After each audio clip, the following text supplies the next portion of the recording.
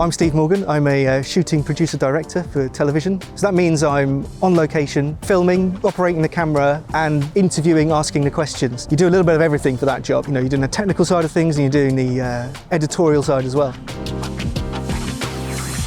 In a minute, I'm working on a series for Channel 4 where I have to do a lot of filming. Like, I'm filming at least 2 or 3 days every single week. So you need to make a decision about what's the best camera for when you're working hard like that. The Sony FS7, in terms of spec, it still really measures up for what we need to deliver. We're delivering in HD. Sometimes we'll do filming in 4K, but the Sony FS7 can deliver that. One of the main reasons we went for the Sony FS7 was the S-Log footage it can deliver. Almost every professional broadcast program I've worked on in the last 5 or 6 years has wanted the footage in log because it just gives you so much more flexibility to sort of standardize the footage that's shot across a number of cameras by a number of different people. You can just smooth that out and standardize it so that you've got a program there that doesn't feel like you're jumping around from cameras. It's an ergonomic camera that really sits on the shoulder really well. I'm doing quite a lot of sort of dirty work, like I'm filming on building sites and filming people painting and slapping concrete in places, and I wanted to have a camera that I would be sort of comfortable throwing around in those dirty situations. You know, it's a slightly older camera, so it's slightly cheaper. I know I can get the spec I need, I know I can get the good quality I need,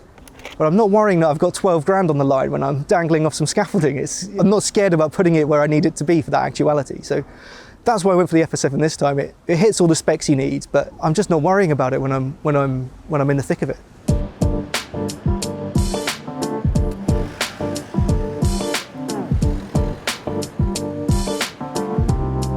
On a typical day's filming, I'll take out the Sony FS7 with 3 lenses. A wide lens, a long lens, and a sort of mid lens that I use as the sort of workhorse lens for when I'm filming actuality. At the minute I'm using the Sony 12-24, and then a long lens of the 70-200, and then a mid lens of 24-70, again a Sony lens, because that kind of gives me the range I need to pick up close-ups as you go without being too heavy to carry around, and it still opens up to sort of 2.8, so you can really get nice depth of field if you have to stop suddenly and do an interview. But yeah, we're starting here at the Shambles. It's very dark, but it always is because like the buildings sort of close in on each other. We're starting here early, and then we're going to move on around the city from there. Ready? Just take a look at that. I'll get a few different shot sizes in each location.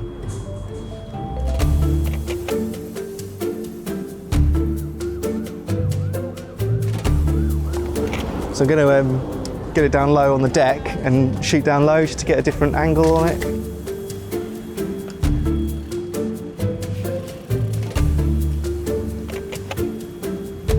So exposure's quite severe here because you're like really in the shadow and it's really bright where the sun is. But these are the situations where you really need to be shooting in log. That's why it really gives you the benefit, because you'd never be able to get much out of this if you were shooting in standard. All right. Oh, got it.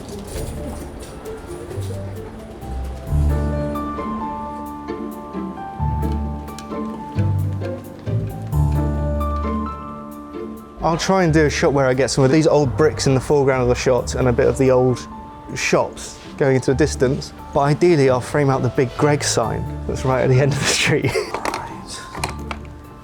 Right. Sometimes you don't want to broadcast too many like brand names or brand logos, just because we're trying to like show York as a really historic and like ancient place. You got a nice shot with the bricks just in the edge of the foreground, and you can sort of just pan off that a little bit and come in and see the little Shambles sign on that Tudor wood and look down the sort of street, down at this sort of like winding street. So that's quite nice. That'll last about 3 seconds at most, but put them all together, it should be quite nice. These are just sort of general views of the city where it could go anywhere in a number of different episodes that have York in it. One of the episodes we're doing focuses on a brick construction where they're sort of using very sort of traditional materials to build a house. So I'm always on the sort of lookout for anything that sort of looks old and Yorky and has nice sort of red bricks on it, and it's sort of at the end of this street. There's a really nice, proud, old brick building with lovely windows in it at the end of the Shambles. That could help in a number of places as a general setup, or could help in that story specifically to when there'll be a montage of like York's historic brick buildings.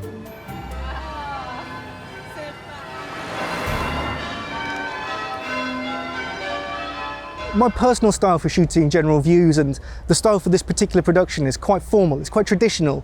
Everything's on the tripod and very steady, and I like to kind of compose things with the rule of thirds, so I've got something of interest in each third of the composition. I like all the vertical lines to be nice and true and steady. And that's what I think is a really satisfying way to shoot general views, but it's not the only way. They'll work on other productions where they want a lot of movement. They want it all handheld or on a gimbal or on an easy rig. With the Sony FS7, you can do either of those things, and that's why it's been useful for this production. Let's get through here. So what I'll do is I'll start with the wide shot, the big, obvious, lovely wide you can do here, with a few moves, and then start picking off details of little things you can see of like old buildings and old streets, and yeah, there's probably quite a lot to do up here. This is my colleague Caitlin, who's come along to help me. We've been working on quite a lot of the shoots, haven't we? Sometimes I'll go and I'll film things and it will just be me. In an ideal world, I'll have a pal to come along and help and talk with people and help with the kit.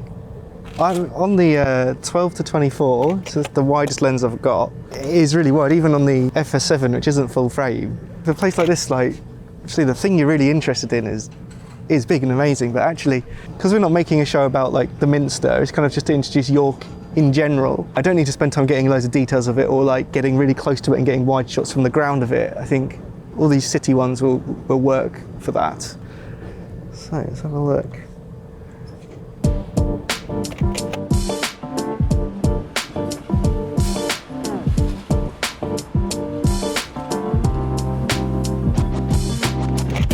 So I use like the center scan function, which is sort of like a crop in into the center of the image. It does reduce the quality a tiny amount, but not in a way when you put it in the timeline, you don't really see it.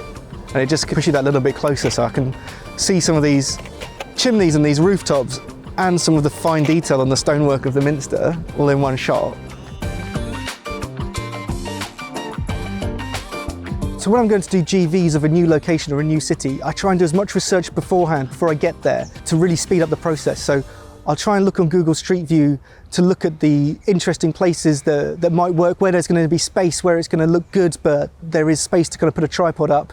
And I always try to get to a location before I'm filming. I want to spend some time there. So ideally, like the day before, you'd go around and get a sense of each location and what the light's going to be like when you're actually filming. So is it going to be good in the morning or the evening? Is it going to be fine at both? Or is it only good in the morning? If it's only good in the morning and you can only film in the evening, just sack it off and go somewhere else. It's about prioritizing where the light and the locations are going to work together.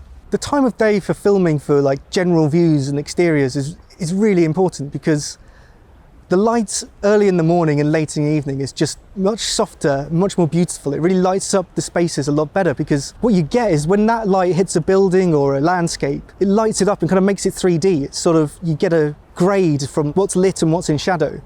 Whereas at the middle of the day, the sun can be so harsh that things are either very, very bright or very dark. And you got that in the same image, and it's really hard to deal with that. I'm trying to get a shot of this sort of old pub with lots of like greenery on it. And we could even get some sort of like brickwork of this old street in the foreground maybe.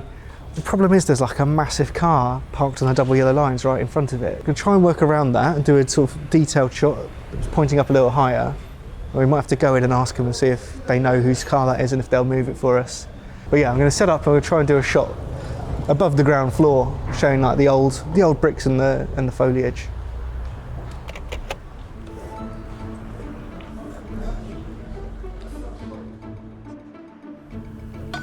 Yeah, I like that.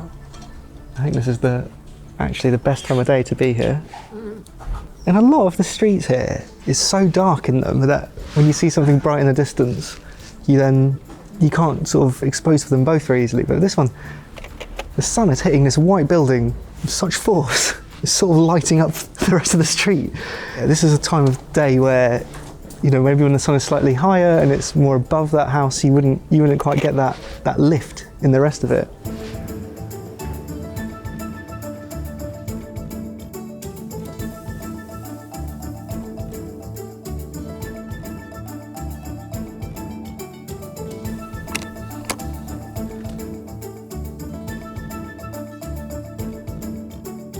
Gone from the wide lens to the 24 to 70 because I've probably got enough Minster for the show now, so I'm going to think about details and other houses. So on the wide lens, kind of every shot ends up being about the Minster because it's just so big. So I'll switch around to the 24-70.